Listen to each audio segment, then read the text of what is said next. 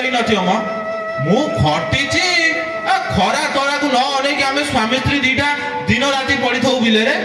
କେତେ ପରିଶ୍ରମ କରିଛି ଭଗବାନ କଣ ମୋ ସହିତ ଏହା କରିବେ ନା ମ ବିଲକୁ ସାଇଜ କରି ପାଣି ମୁଦାଏ ବିଲରେ ରଖିକି ଆଇଥିଲି ମୋ ଫସଲ ଏମିତି ହେଇନଥିବ ମ ଯାଇ ଯାଏ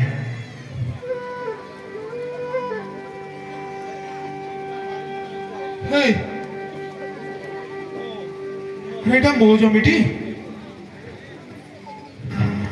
ଭଗବାନ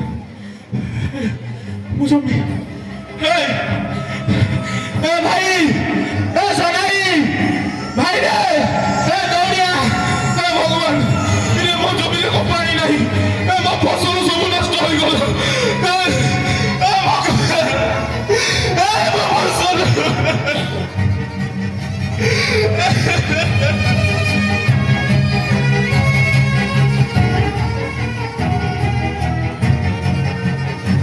যদি সাবধানে ছাড়িব কম করিব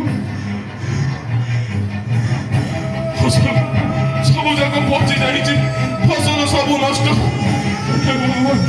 ସାହୁକାର ଜାଣିଛନ୍ତି ଆମେ ଗୋଟାକୁ କାଟିଦେବ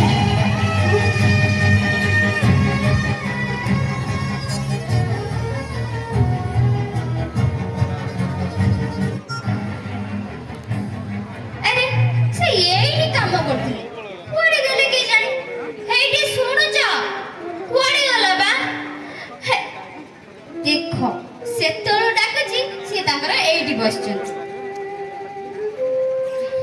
ଏଇଠି ଆସ କଣ ଖାଇବ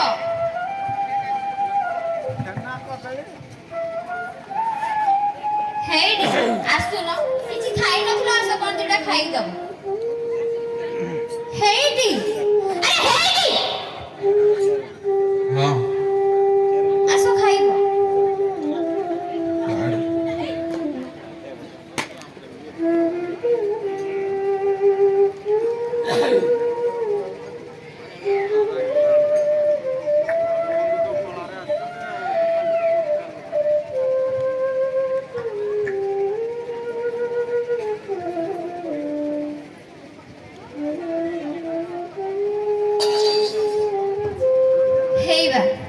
ତମେ ସକାଳ ପରୁ କିଛି ଖାଇନ